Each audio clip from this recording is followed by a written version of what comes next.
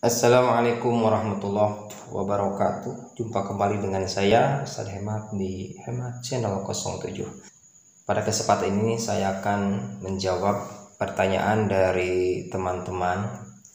Pertanyaannya, apakah ada contoh lafaz niat puasa Ramadan dalam kitab fikih?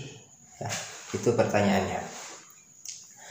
Baik, bagi kalian yang belum subscribe channel ini, silahkan subscribe dulu dan jangan lupa tekan tombol loncengnya sampai berdering agar kalian tidak ketinggalan dan selalu mendapatkan notifikasi apabila saya upload video terbaru. Dan insya Allah video saya ini bermanfaat bagi kalian. Jangan lupa like, komen, dan share yang banyak ke teman-teman kalian. Dan videonya insya Allah ini bermanfaat bagi kehidupan kita semuanya. Baik, mari kita jangan lama-lama, kita buka saja kitabnya. Dan saya di sini banyak referensi, ada beberapa kitab.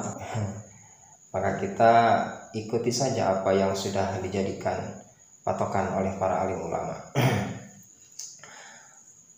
Yang ke satu, ini bisa dibuka kitabnya, yaitu kitab Fathul Mu'in dalam kitab I'anatul Thalibin, ya, juz tsani. Sohifah 224 sampai 225. Di sini di Sohifah 224 ya dijelaskan bahwa kalau kita tarik kesimpulan bahwa niat puasa itu ada dua, ada yang akol, ada yang akmal. Akol artinya paling sedikit, kalau akmal adalah paling sempurna. Jadi kita mau pilih yang mana, mau yang paling sedikit atau yang paling sempurna, itu boleh-boleh saja. Di sini dikatakan fa'aqallu niyati al-mujzi'ati nawaitu sauma ramadhana. Ya.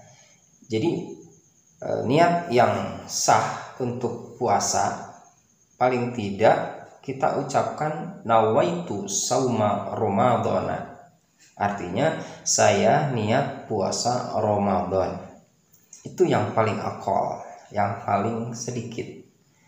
Di Sohifah 225 di sini dituliskan wa akmaluha ayyin niyati nawaitu sauma ghadin an adai fardi ramadoni bil jari bi idofatihi lima ba'dahu hadhihi sanati lillahi ta'ala.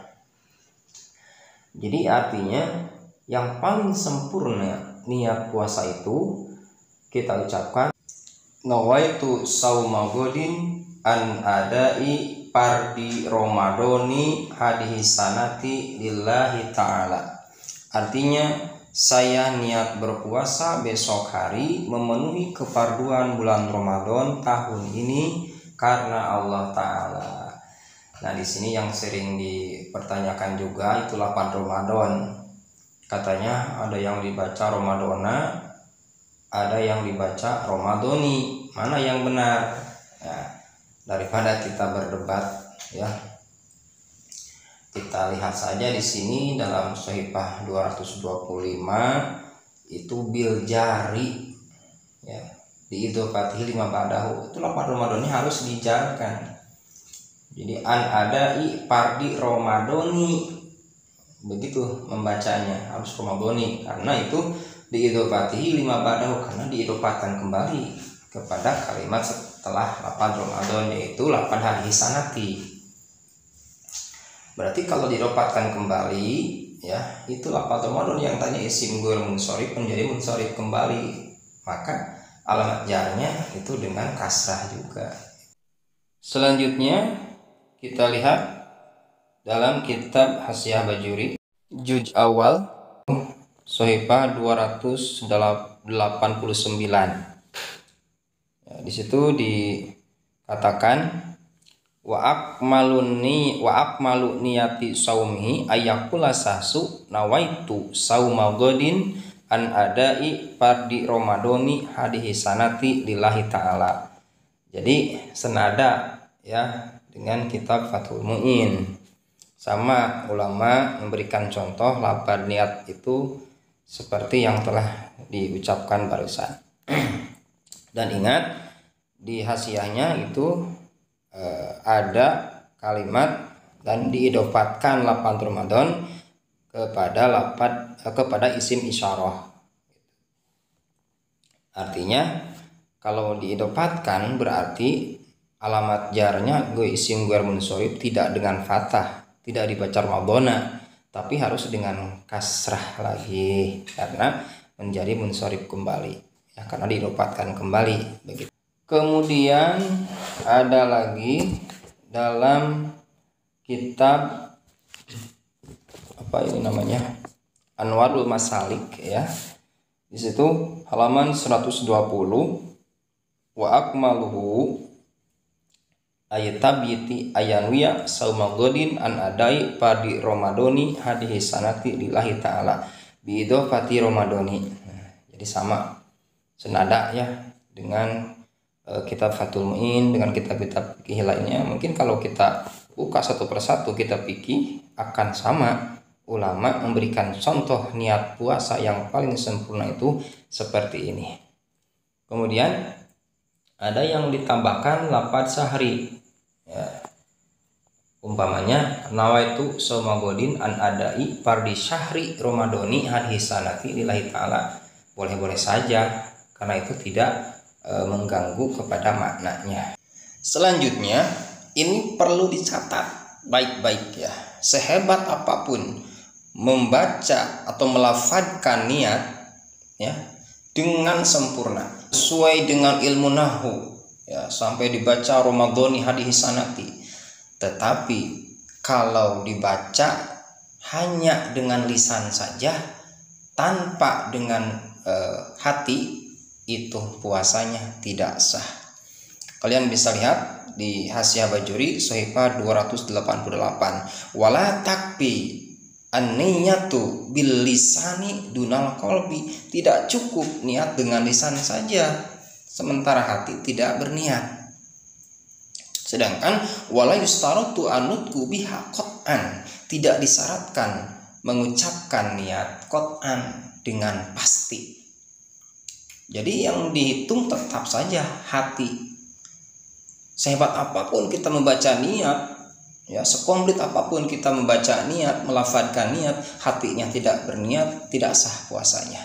Maka niat puasa itu harus dibarengi dengan hati. Makanya di dalam Adkar An-Nawawi ya, Imam An-Nawawi Shahifah 172 mengatakan yustahabu ayazma'a bi niyati shaumi bainal qalbi wal lisan. Disunahkan mengumpulkan niat puasa itu antara hati dan lisan. Kama qulna fi ghairihi minal ibadat, seperti kita telah mengatakan selain daripada ibadah puasa, yaitu ibadah-ibadah yang lain seperti sholat, wudhu, itu juga sama, tetap saja tempatnya niat adalah hati ya, tempat niat adalah hati. Sehingga wa ini tasor ala qalbi kapah ya, wa ini tasor ala lisan lam yujihu bila khilafin. Arti atau terjemah bebasnya adalah jika niat ini hanya diucapkan di dalam hati saja maka cukup. Seperti kita mau berpuasa, kita tidak talafud ya, tidak melafadzkan niat, diam saja, tapi hati kita berniat. Kata hati kita, saya niat berpuasa besok hari memenuhi keperluan bulan Ramadan tahun ini karena Allah Ta'ala, maka sah niat puasanya. Sama halnya dengan ibadah-ibadah yang lain, wudhu, sholat ya, walaupun lisannya tidak mentalafudkan, tidak melafadzkan, tapi hati berniat, maka sah ibadahnya. Sebaliknya ya, jika hanya melafadzkan niat saja tanpa dengan hati, maka itu tidak cukup. Bila khilafit, tidak ada ikhtilaf.